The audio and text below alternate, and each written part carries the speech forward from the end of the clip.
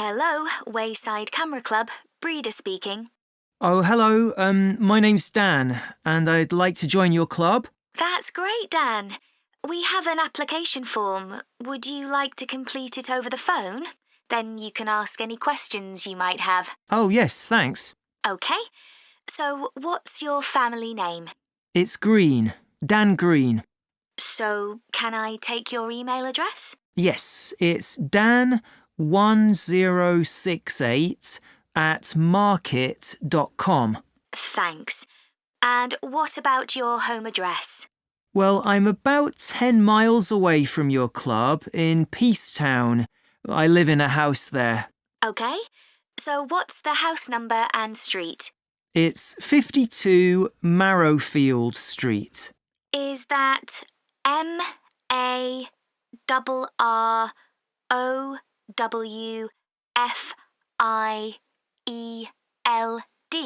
That's right. And that's Peacetown, you said. Uh-huh. So, how did you hear about our club? Did you look on the internet?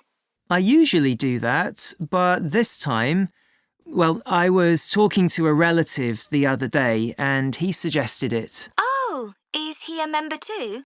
He belongs to another club, but he'd heard good things about yours. OK. So, what do you hope to get from joining? Well, one thing that really interests me is the competitions that you have. I enjoy entering those. Right. Anything else?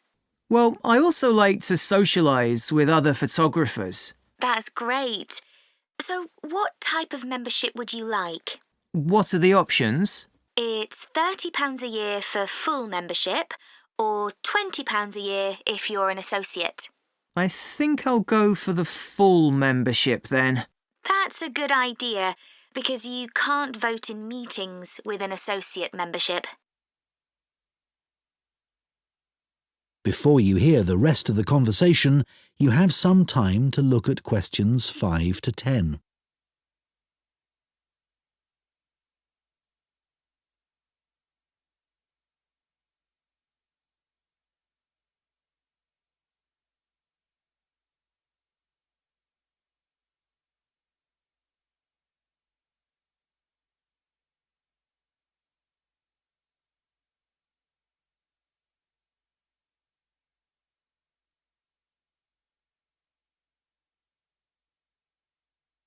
Now listen and answer questions 5 to 10.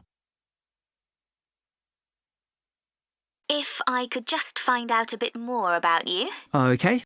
So, you said you wanted to compete. Have you ever won any photography competitions? Not yet, but I have entered 3 in the past. Oh, that's interesting. So, why don't you tell me something about those? Let's start with the first one. Well, the theme was entitled Domestic Life. I see. So, it had to be something related to the home? Yeah, I chose to take a photo of a family sitting round the dinner table having a meal. And, I didn't win, but I did get some feedback. Oh, what did the judges say? That it was too busy as a picture. Aha. So it was the composition of the picture that they criticised? That's right. And once they'd told me that, I could see my mistake. So what was the theme of the second competition? Well, my university was on the coast, and that area gets a lot of beautiful sunsets. So that was the theme. Oh, sunsets. That's a great theme. Yes, the instructions were to capture the clouds as well. It couldn't just be blue sky and a setting sun. Sure, because they give you all those amazing pinks and purples. Yeah, and I thought I'd done that well, but the feedback was that I should have waited a bit longer to get the shot. I see. So the timing wasn't right. Yes, I took it too soon, basically. And then the third competition I entered was called Animal Magic. Well, that's a difficult subject. I know. I had to take hundreds of shots. I'm sure, because animals move all the time. That's what we had to show. There had to be some movement in the scene. I got a great shot of a fox in the end, but I took it at night and, well, I suspected that it was a bit dark, which is what I was told. Well, Dan, you seem to be really keen, and we'd be delighted to have you in our club. I'm sure we can help with all those areas that you've outlined. Thanks, that's great. That is the end of Part 1. You now have 1 minute to check your answers to Part 1. This evening, we're delighted to welcome Dan Beagle, who's just written a book on looking for and finding food in the wild. He's going to tell us everything we need to know about picking wild mushrooms. Thank you very much. Well, I need to start by talking about safety. You really need to know what you're doing because some mushrooms are extremely poisonous. Having said that, once you know what to look for, it's really worth doing for the amazing variety of mushrooms available, which you can't get in the shops. But of course, you have to be very careful, and that's why I always say you should never consume mushrooms picked by friends or neighbours. Always remember that some poisonous mushrooms look very similar to edible ones, and it's easy for people to get confused. The other thing to avoid is mushrooms growing beside busy roads, for obvious reasons. But nothing beats the taste of freshly picked mushrooms. Don't forget that the ones in the shops are often several days old and past their best. There are certain ideas about wild mushrooms that it's important to be aware of. Don't listen to people who tell you that it's only okay to eat mushrooms that are pale or dull. This is completely untrue. Some edible mushrooms are bright red, for example. Personally, I prefer mushrooms cooked, but it won't do you any harm to eat them uncooked in salads. It's not necessary to peel them. Another thing you should remember is that you can't tell if a mushroom is safe to eat by its smell. Some of the most deadly mushrooms have no smell and taste quite nice, apparently. Finally, just because deer or squirrels eat a particular mushroom doesn't mean that you can. Before you hear the rest of the talk, you have some time to look at questions 15 to 20.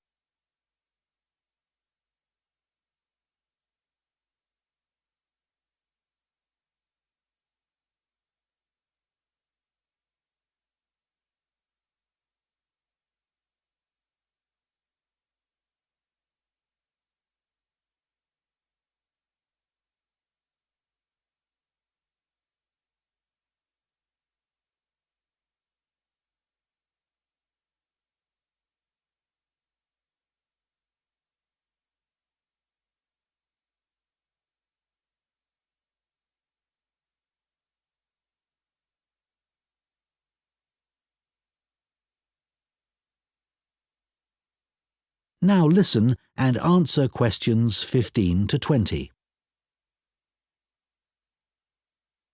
Of course, mushroom picking is associated with the countryside, but if you haven't got a car, your local park can be a great place to start.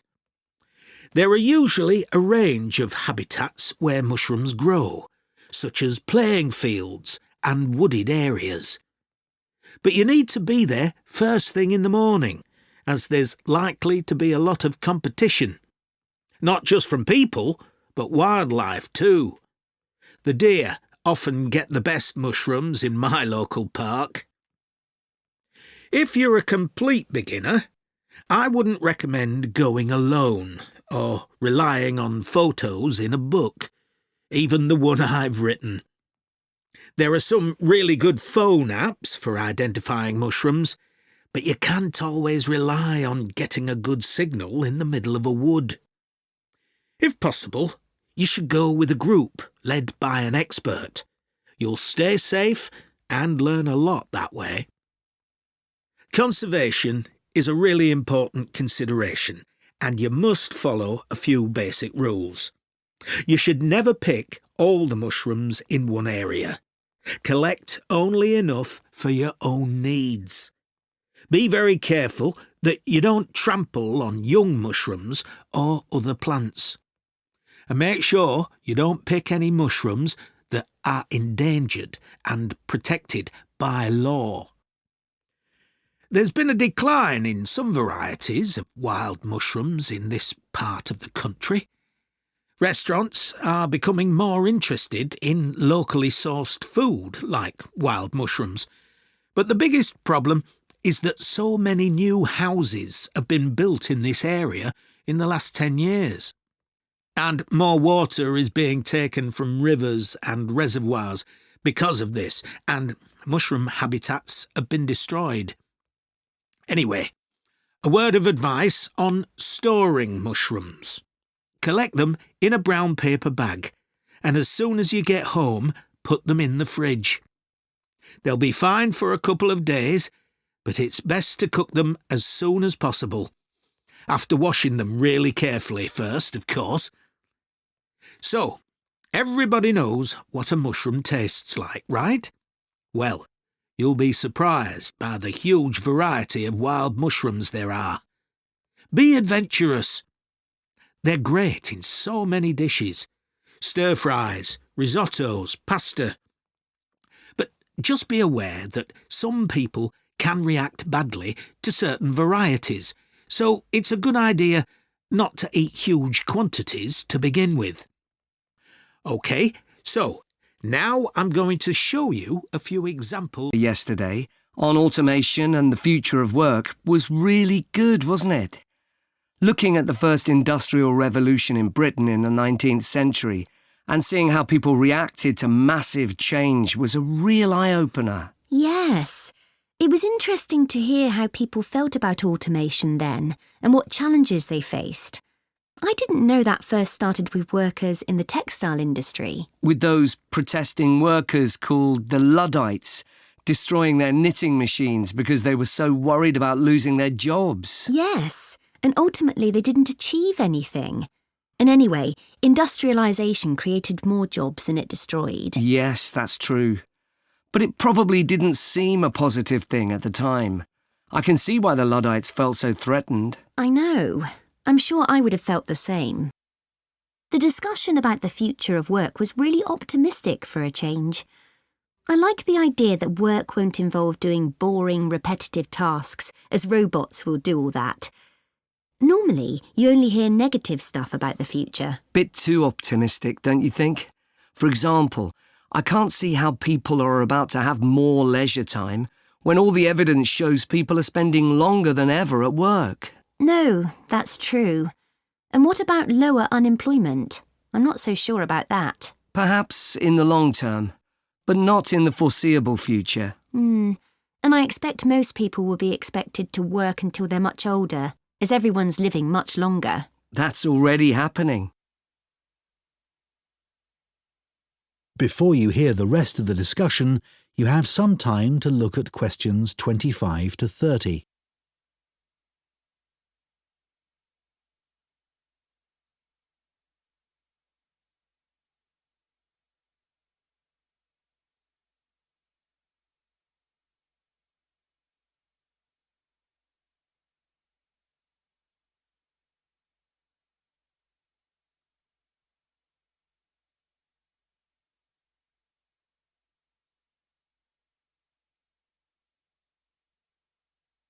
Now listen and answer questions 25 to 30.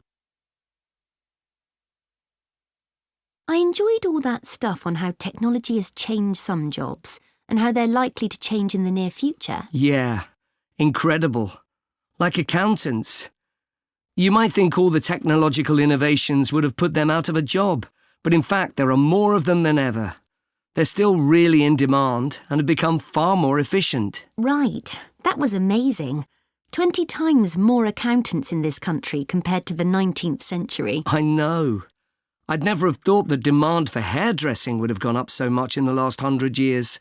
One hairdresser for every 287 people now, compared to one for over 1,500. Yeah, because people's earning power has gone up so they can afford to spend more on personal services like that. But technology hasn't changed the actual job that much. No, they've got hairdryers, etc.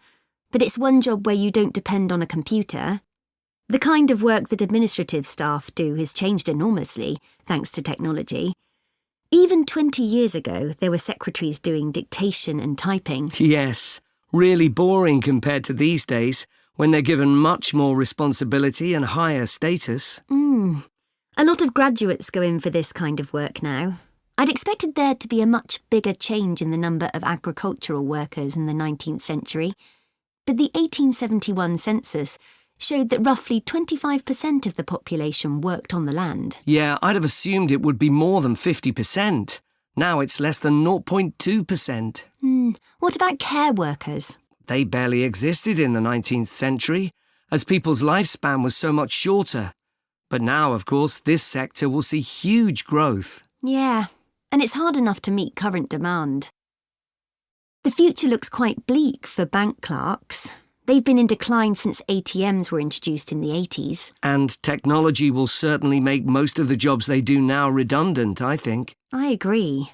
Although the situation may change, it's very hard to predict what will happen.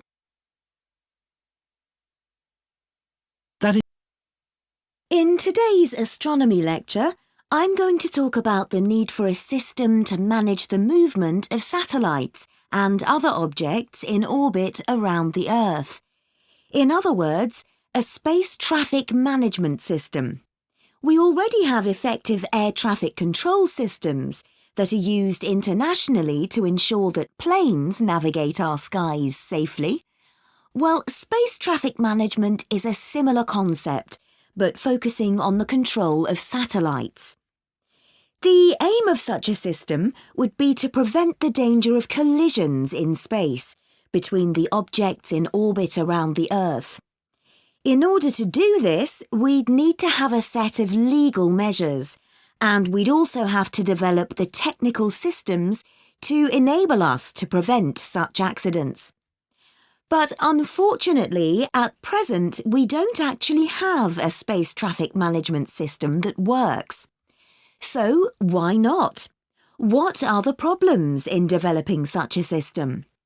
Well, for one thing, satellites are relatively cheap these days compared with how they were in the past, meaning that more people can afford to put them into space. So there's a lot more of them out there. And people aren't just launching single satellites, but whole constellations, consisting of thousands of them designed to work together. So space is getting more crowded every day. But in spite of this, one thing you may be surprised to learn is that you can launch a satellite into space, and once it's out there, it doesn't have to send back any information to Earth to allow its identification. So while we have international systems for ensuring we know where the planes in our skies are, and to prevent them from colliding with one another, when it comes to the safety of satellites, at present we don't have anything like enough proper ways of tracking them. And it isn't just entire satellites that we need to consider. A greater threat is the huge amount of space debris in orbit around the Earth, broken bits of satellite and junk from space stations and so on. And some of these are so small that they can be very hard to identify, but they can still be very dangerous. In addition, some operators may be unwilling to share information about the satellites they've launched. For example, a satellite may be designed for military purposes, or it may have been launched for commercial reasons, and the operators don't want competitors to have information about it. And even if the operators are willing to provide it, the information isn't easy to collect. Details are needed about the object itself, as well as about its location at a particular time. And remember that a satellite isn't very big, and it's likely to be moving at thousands of kilometres an hour. We don't have any sensors that can constantly follow something moving so fast, so all that the scientists can do is to put forward a prediction concerning where the satellite is heading next.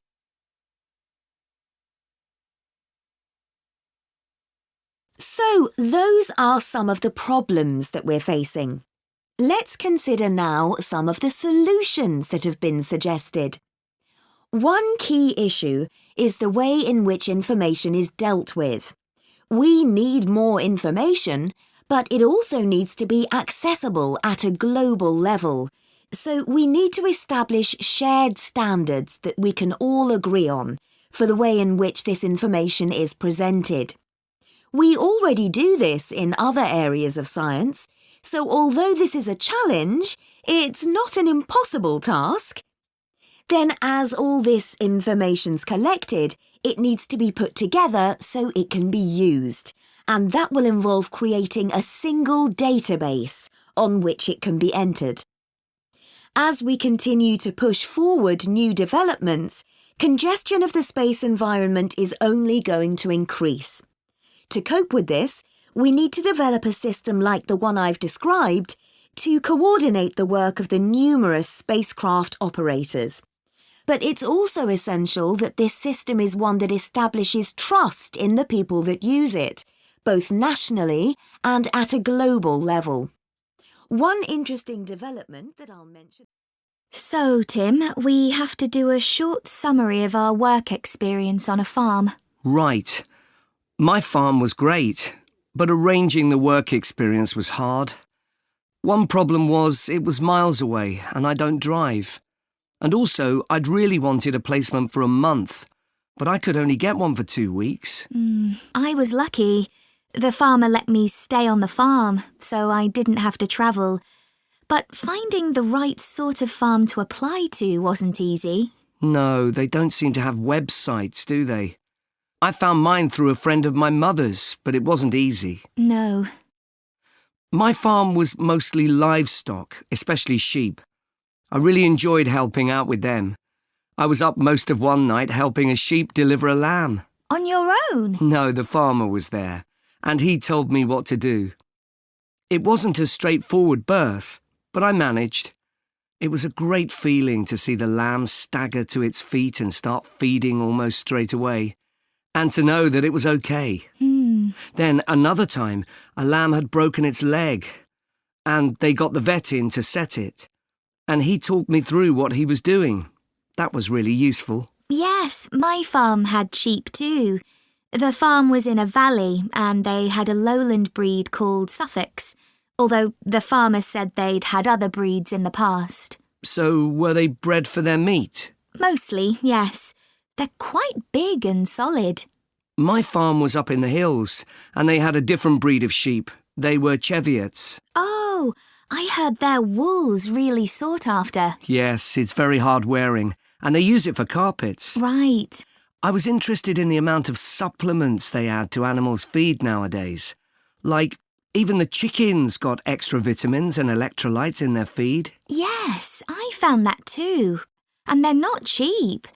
But my farmer said some are overpriced for what they are, and he didn't give them as a matter of routine, just at times when the chickens seemed to particularly require them. Yes, mine said the same. He said certain breeds of chickens might need more supplements than the others, but the cheap and expensive ones are all basically the same. So, did your farm have any other livestock, Diana? Yes, dairy cows. I made a really embarrassing mistake when I was working in the milk shed.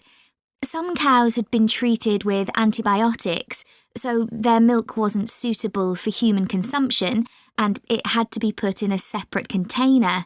But I got mixed up, and I poured some milk from the wrong cow in with the milk for humans, so the whole lot had to be thrown away.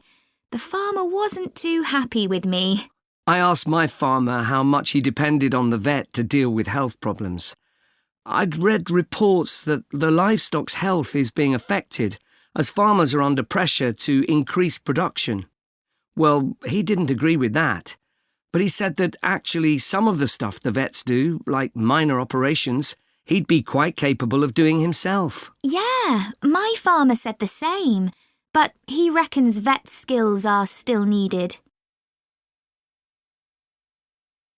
Before you hear the rest of the conversation, you have some time to look at questions 27 to 30.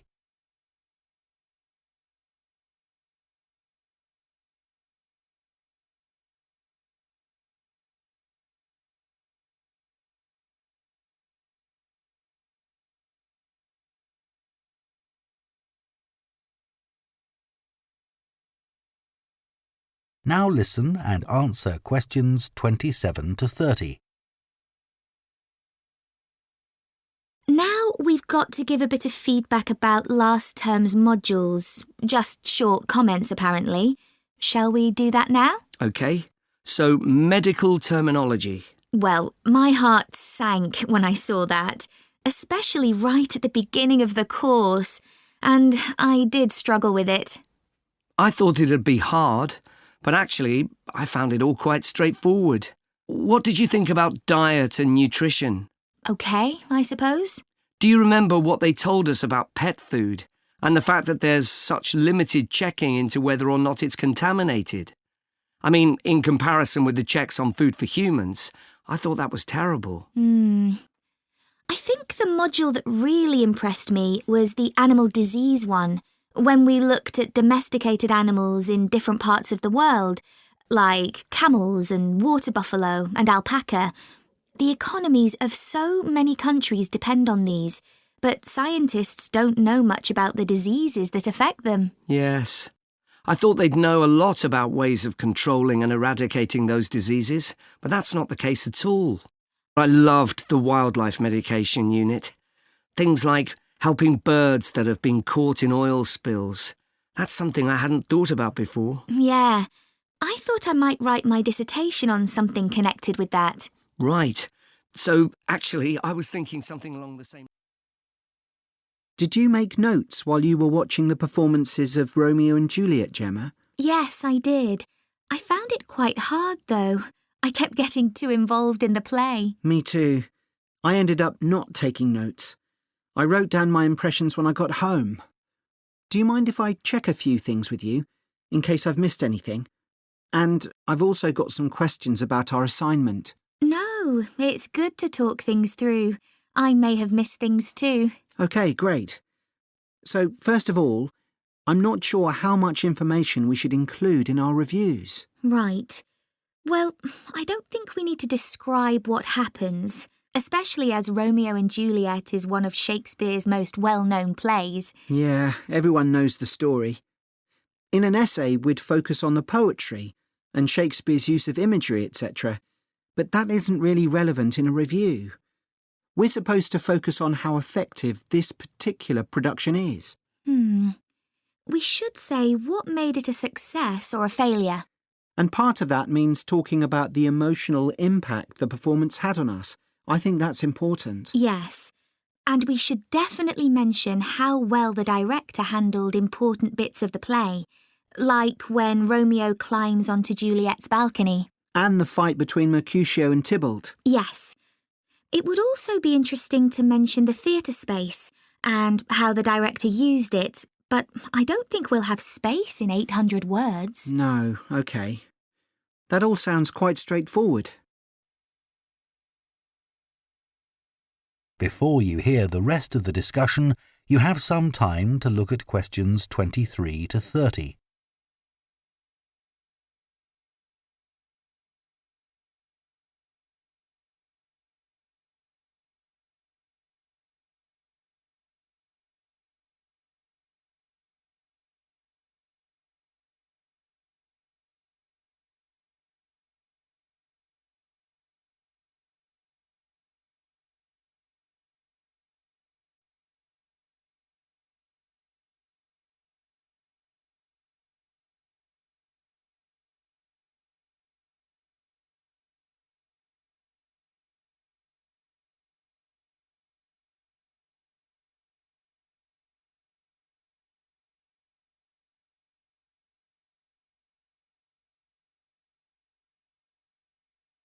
Now listen and answer questions 23 to 30.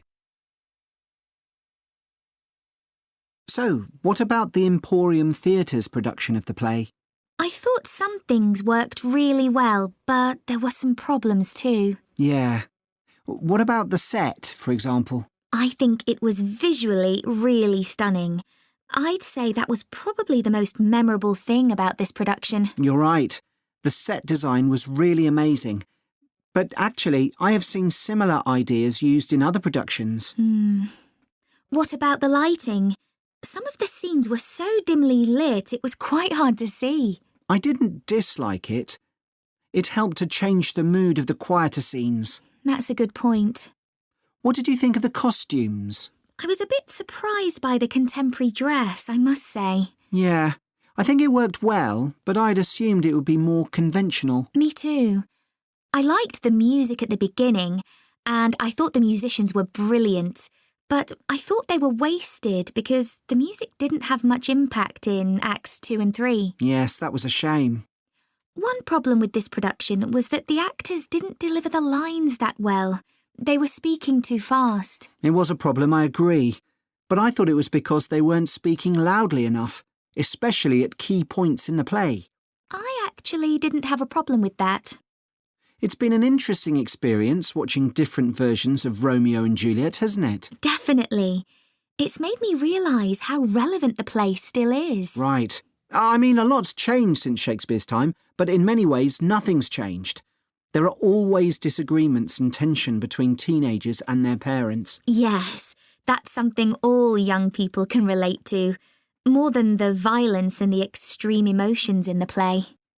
How did you find watching it in translation? Really interesting. I expected to find it more challenging, but I could follow the story pretty well. I stopped worrying about not being able to understand all the words and focused on the actors' expressions. The ending was pretty powerful. Yes, that somehow intensified the emotion for me. Did you know Shakespeare's been translated into more languages than any other writer? What's the reason for his international appeal, do you think? I was reading that it's because his plays are about basic themes that people everywhere are familiar with. Yeah, and they can also be understood on different levels. The characters have such depth. Right, which allows directors to experiment and find new angles. That's really important because... Hello, Dr. Green. I'm here to talk to you about my work placement. Oh, yes, it's Holly, isn't it? Yes, So, which work placement have you chosen? I decided to go for the Orion Stadium placement. The event I'll be managing is one where I'm helping to set up a sports competition for primary school children. Yep, that's always a popular placement, even though it can be tougher than you think, working with children. I know, but it's the fresh air that attracts me. Organising something indoors doesn't have the same appeal, even though it might be fun. OK, so obviously safety is going to be one of your key concerns for this event? Yes, I've already thought about that. I'll need to make sure none of the equipment's damaged.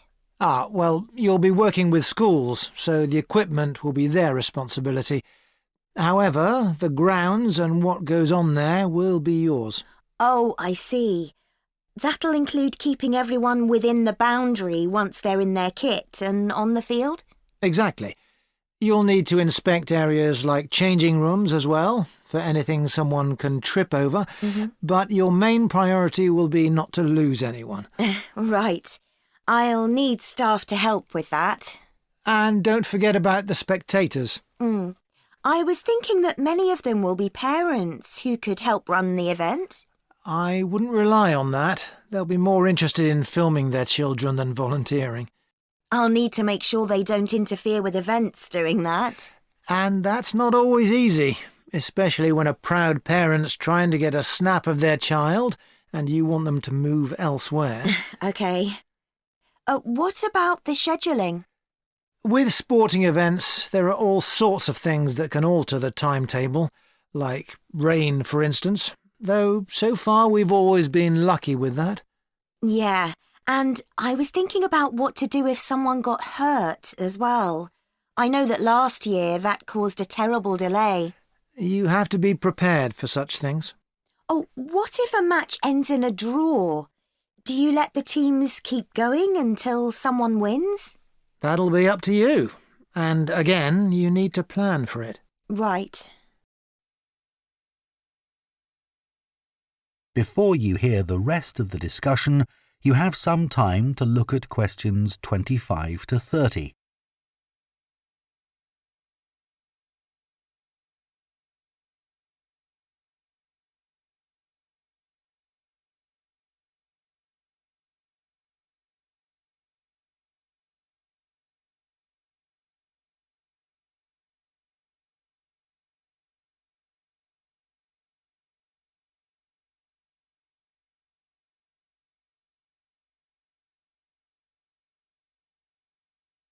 Now listen and answer questions 25 to 30. Now, the aim of your work placement is to give you the opportunity to develop the skills that an events manager needs. So let's talk about those a bit. Well, I think my communication skills are pretty good. I can talk on the phone to people and book venues and that kind of thing. Good. Just remember, it isn't only about what you say. If you meet someone face-to-face and want to persuade them to be a sponsor, for example... Oh, I'll dress up for that, sure. Good. Let's go on to think about your organisational skills. You're working in a very people-based industry, and that means things won't always go to plan. I guess it's being prepared to make changes that matters. That's right. You may have to make an on-the-spot change to a timetable because of a problem you hadn't anticipated. Just do it, OK. How's your time management these days? I'm working on it. I'm certainly better when I have a deadline, which is why this work suits me. Yes, but it's how you respond as that deadline approaches. I know I've got to look calm, even if I'm in a panic.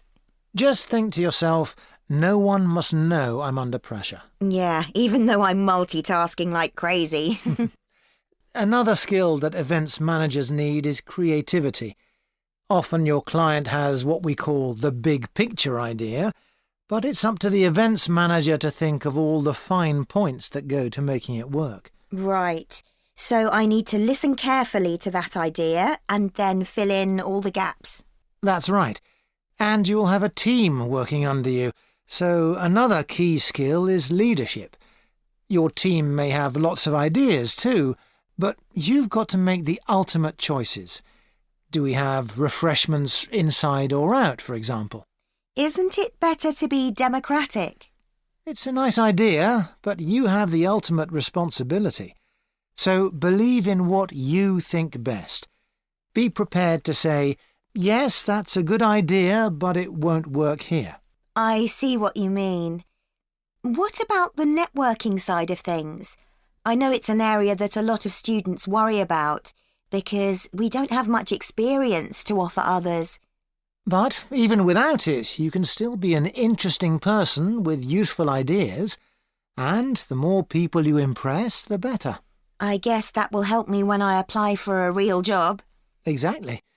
Think ahead, remember what your ambitions are, and keep them in mind. Definitely.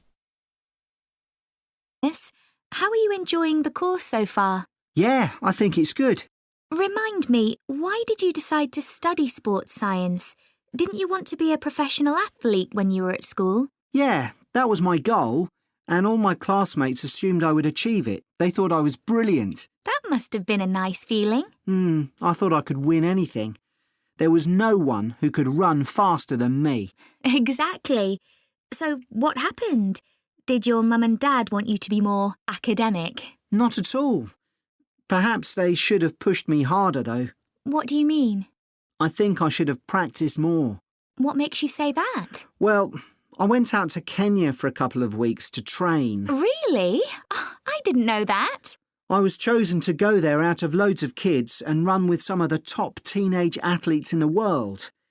And I was so calm about it. I just kept thinking how fortunate I was.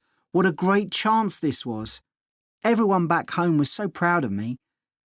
But once we started competing, I very quickly realised I wasn't good enough. That must have been a huge shock. I thought, this can't be happening. I was used to winning. I'm sorry to hear that. It's okay. I'm over it now, and I think it's much better to do a university course. And this one has such a variety of sports-related areas. It's going to be good. Oh, I agree. I chose it because of that. Before you hear the rest of the discussion, you have some time to look at questions 25 to 30.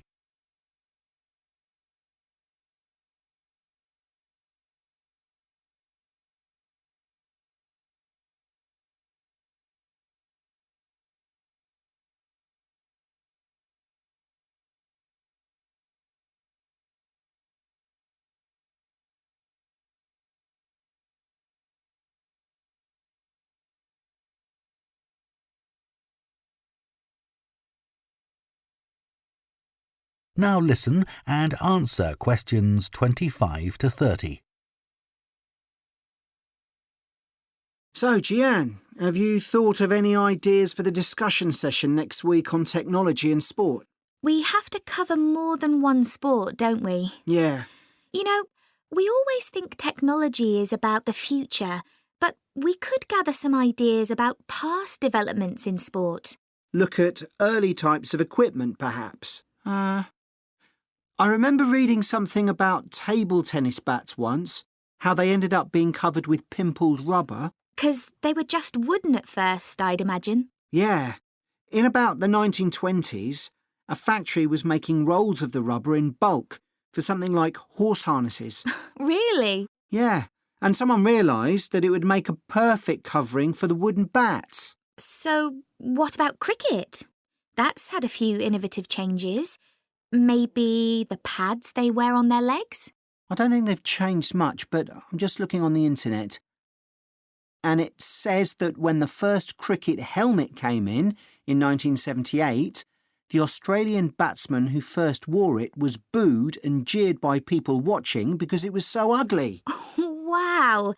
Players have to protect themselves from getting hurt. I mean, everyone wears one now.